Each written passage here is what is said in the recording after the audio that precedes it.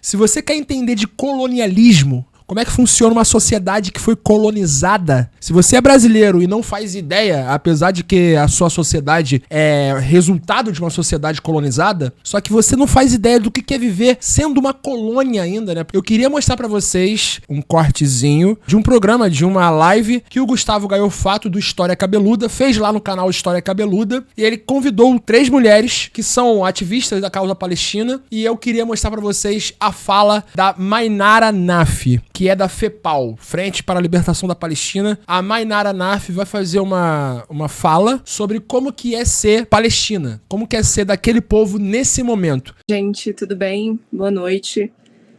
Começar me apresentando, meu nome é Mainara Naf, eu sou palestina brasileira. Eu sou atualmente secretária de Juventude da Federação Árabe Palestina do Brasil e também sou diretora de políticas educacionais da União Nacional dos Estudantes.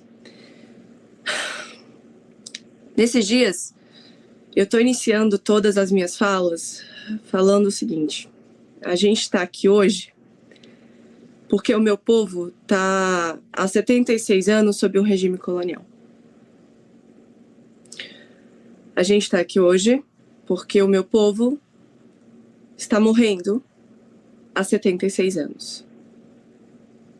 A gente está aqui hoje porque os palestinos estão vivendo sob um regime de apartheid. A gente está aqui hoje porque os palestinos são a maior comunidade de refugiados no mundo. São premissas básicas para que a gente comece a falar sobre o que está acontecendo. Olhar para o dia 7 de outubro em diante de maneira isolada é de uma desonestidade histórica, jornalística, tão grande que eu não sei de episódios comparativos aqui para trazer para vocês. Apresentar a questão palestina, apresentar o que acontece na Palestina como Hamas ataca Israel é desonesto. Apresentar o que está acontecendo na Palestina como os palestinos são terroristas é muito mais que desonesto. Antes disso, é preciso que se compreenda que grande parte da população palestina vive hoje numa faixa de 10 quilômetros de largura por 41 quilômetros de extensão.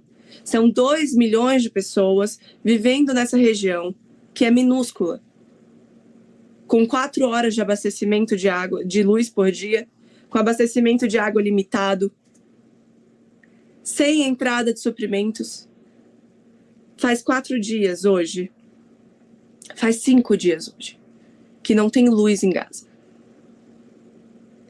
A última informação que eu tive de Gaza é que o último gerador do hospital de Gaza está acabando a energia. Isso é massacre. Estão nos bombardeando por cima. Bem, então, já que eu comecei aqui falando de sofrimento, de estamos morrendo, o que está acontecendo? Por que o Hamas fez isso? Não é um ataque? Antes da gente falar sobre o Hamas, a gente precisa falar que o Hamas não existiria se a gente não tivesse sofrendo tamanha violência. Não existiria ataque se a gente não tivesse sofrendo tamanha violência há tantas décadas. Isso não é um ataque, é uma reação. O ano de 2022 foi o ano mais sangrento, segundo a Organização das Nações Unidas, para os palestinos. A gente está tentando não morrer calado. A gente está tentando que o mundo olhe para nós e entenda que tem alguma coisa muito errada. Porque até o dia 7 de outubro, até agora, a gente está morrendo com a anuência do mundo. O mundo carrega sangue palestino nas mãos há 76 anos. É preciso que a gente não olhe para a história como um episódio isolado. A história não é um episódio isolado. Eu tô aqui hoje porque em 67 meu avô foi obrigado a sair da Palestina.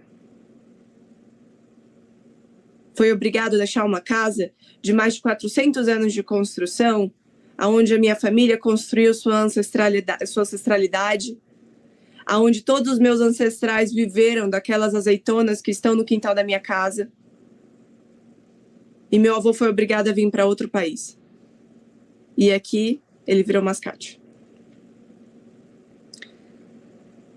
Agora, nesse momento, por conta de uma cobertura muito injusta da grande mídia, nós que antes éramos amigos, vizinhos, colegas, o dono do restaurante da esquina, o tio da lojinha, o primo, agora nós somos terroristas.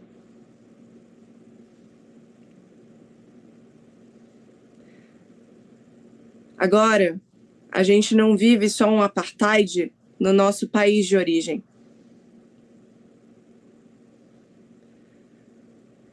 Agora a gente está sendo achincalhado no país que nos acolheu. E é esse peso, sim, é esse peso que tem que ser atribuído a uma cobertura que não mostra os lados da história, que não fala sobre o que a Palestina tem sofrido há tantos anos. E aqui deixa um recado, não só para a população brasileira, mas também para a mídia. Não se calem diante do massacre do meu povo. Não se calem diante do massacre do meu povo. A Palestina não tem exército. Só nessa semana, 300 mil reservistas foram convocados para lutar pelo exército de Israel. O mundo não está entendendo que a gente está perto de um aniquilamento. O mundo não está entendendo que Gaza está sendo terraplanada. Porque não basta só fazer essas pessoas morrerem de fome. Elas têm que morrer com fome. Bem, eu vou fechar minha fala inicial aqui.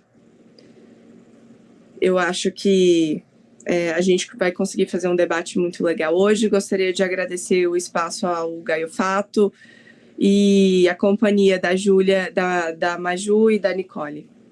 Bom, essa fala eu achei, assim, bem pesada. Achei uma fala bem profunda. Uma fala de quem vive no cotidiano o colonialismo e, mais do que viver, uma fala de quem entende o que está vivendo. De que tem uma dor e entende da onde vem essa dor, qual é a raiz dessa dor. Uma fala de quem tá longe, num país como refugiada. A gente tem uma política de aniquilamento, uma política de limpeza étnica. É isso que a gente quer dizer quando a gente fala de colonialismo. Mesma coisa que os portugueses e os espanhóis fizeram aqui nas Américas. Mesma coisa que a Inglaterra fez na Índia. Mesma coisa que a França fez na região do Maghreb, como a Argélia, onde Francis Fanon conta com maestria o que é o colonialismo. E o brasileiro, apesar de ser resultado de um processo de colonialismo muito profundo, a sociedade brasileira, ela parece que, por ser boicotada no sistema educacional,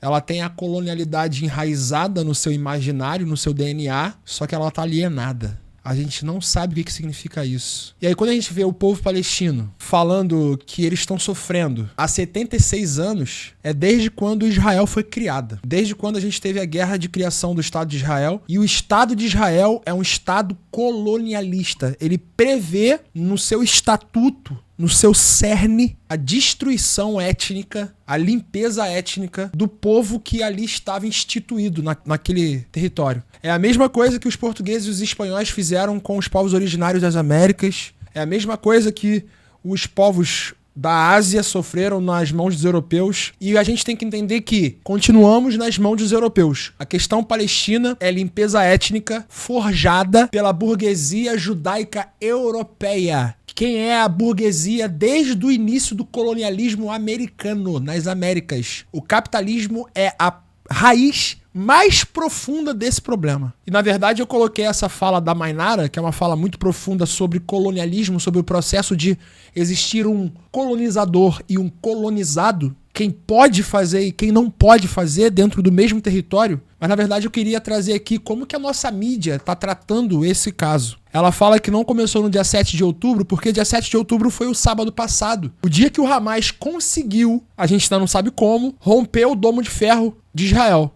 Só que Israel bombardeia a faixa de Gaza todos os dias. Israel acaba com a água, não fornece luz, não deixa ninguém passar. Eles vivem uma prisão a céu aberto. Não tem como ter outro tipo de reação. É impossível ter outro tipo de reação. E aí quando a gente vê a dor de uma pessoa colonizada, de uma pessoa que não tem um território para dizer que é seu, que ela tem a soberania, a gente está vendo uma ruptura na crise de identidade muito profunda. E a nossa mídia, ela trata esse assunto como se fosse lado A e lado B, né? Olha o que o Jorge Pontual falou.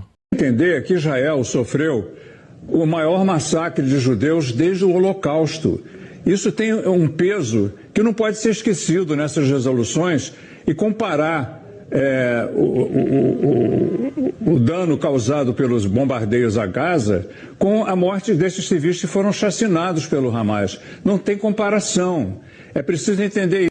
Não tem comparação. Ele está dizendo literalmente que a morte dos israelenses pelos ataques do Hamas e a morte dos palestinos, dos árabes palestinos, pelo ataque do exército israelense não se compara. Existe no imaginário da população, existe um povo que merece viver mais do que o outro. É isso que é o colonialismo. É a destituição da pessoa enquanto cidadão, enquanto ser humano. A pessoa vira sub-raça. A pessoa vira marginal. Pode acontecer isso com ela. Não causa a mesma dor. A nossa mídia não está preocupada em falar a verdade. A nossa mídia está preocupada com lucro e audiência. Televisão não é para fazer jornalismo. Televisão é espaço publicitário. É importante que os jornais, a Globo News, o Jornal Nacional, o Jornal Hoje, tomem um lado e vão pro lado comovente da guerra, aonde existe um povo mau e um povo bom. Porque eles precisam te emocionar. Eles precisam criar em você um sentimento de emoção que logo depois que ele terminar de falar, vai entrar a propaganda e é assim que se vende. Eles não se aprofundam, porque aprofundar faz com que você tenha que assistir a live que eu fiz aqui na quarta-feira de 2h30, explicando desde a diáspora judaica no século I depois de Cristo, no ano de 70 DC. Ela fala que o avô dela veio fugido em 1967. Em 1967 estava tendo a Guerra dos 6 Dias. Foram 6 dias em que Israel expande as suas fronteiras sem mais nem menos. Invade a faixa de Gaza, invade a Cisjordânia, áreas que estavam designadas para palestinos viverem. Então o projeto de Israel, o sionismo, é uma política de extermínio, é limpeza étnica, é racismo. Então vamos entender mais a fundo. Já disse, fiz uma live de 2h30, 1h30. 2h30 com o professor João Victor Lopes, que está lá no Egito, do lado da área de tensão, e é um especialista no assunto. Então a gente falou muito aqui sobre como que essa história chegou até hoje, lá do início até hoje. Assiste aqui no canal, tá nos ao vivos aqui do canal, beleza? Tamo junto, até o próximo vídeo.